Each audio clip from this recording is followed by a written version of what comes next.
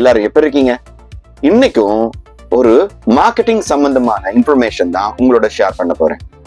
உங்களுக்கு இந்த இன்ஃபர்மேஷனை கேட்கும் பொழுது நிச்சயமா அதிர்ச்சியாவும் இருக்கும், ஆச்சரியமாவும் இருக்கும். வெறும் குப்பை தொட்டி டஸ்ட்பின் இருக்குல்ல, அதை மட்டும் வச்சுக்கிட்டு ஒரு பெரிய ஒரு அரசாட்சியா நடத்தி இருக்காங்க ரெட்புல் கம்பெனி. தெரியுமா அது என்னாச்சுன்னு? லண்டன் மார்க்கெட்டை டாமினேட் பண்ணணும்ன்ற முடிவுக்கு ரெட்புல் கம்பெனி வந்த போது அவங்க எடுத்துக்கிட்ட மாஸ்டர் பிளான் என்ன தெரியுமா? இந்த ட்ரிங்க் யார் அதிகமா விரும்புவாங்கன்னு பார்த்தாங்க. யங் ஏஜ் உள்ள ஆட்கள் தான், அந்த யங்ஸ்டர்ஸ் தான் இதை விரும்புவாங்கன்னு தெரியும். அப்போ யங்ஸ்டர்ஸ் எங்கெல்லாம் போவாங்க? நெட் கிளப்புக்கு போவாங்க, காணிவேலுக்கு போவாங்க, தீம் பார்க் போவாங்க.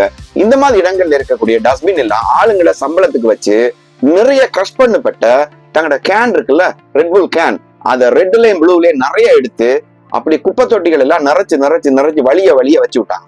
இப்போ அந்த கியூல நின்று அந்த தீம் பார்க்குள்ளயும் நைட் கிளப்புக்குள்ளயும் போற மக்கள் என்ன பண்றாங்க? இந்த கேன் எல்லாத்தையும் பார்த்துட்டு இதுதான் அதிகமா ஆட்கள் விரும்பி குடிக்கிறாங்க போல இருக்கு என்று சொல்லிட்டு இந்த ரெட்புல் வாங்கினாங்க. அப்கோர்ஸ் அதோட டேஸ்ட் எல்லாருக்கும் பிடிக்கும்.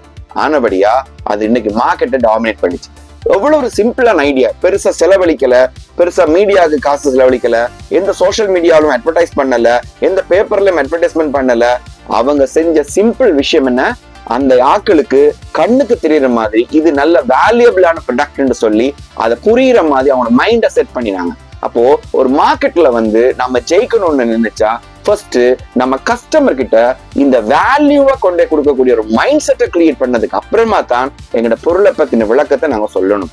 ஆனா நிறைய பேர் என்ன செய்யறாங்க? மார்க்கெட் பண்ண போகும்பொழுது தங்களோட பொருளை பத்தி தான் முதல்ல சொல்றாங்களே தவிர இதுல வேல்யூஸை பத்தி யாரும் புரியுற மாதிரி எந்த நடவடிக்கையும் எடுக்கிறது இல்லை. பட் நீங்க ஒரு மார்க்கெட்டரா இருந்தா கண்டிப்பா இந்த விஷயம் உங்களுக்கு புரிஞ்சிருக்கும். அதாவது வித்தியாசமாக யோசிக்கிற எவராலையுமே குயிக்கா ஜெயிக்க முடியும்ன்றதுக்கு இது ஒரு நல்ல உதாரணம். அப்ப கண்டிப்பா கஸ்டமர் சர்வீஸுக்குள்ள நீங்க போகும்பொழுது கஸ்டமருக்கு நீங்க கொண்டு வந்த பொருளோட வேல்யூ ஃபர்ஸ்ட் தெரியணும். அப்படி தெரிஞ்சு அவங்க அதை உணர்ந்துட்டாங்களா இருந்தா மார்க்கெட்டிங்ன்றது ரொம்ப சிம்பிள். நான் என்ன சொல்றது புரியுதா உங்களுக்கு? Think about it.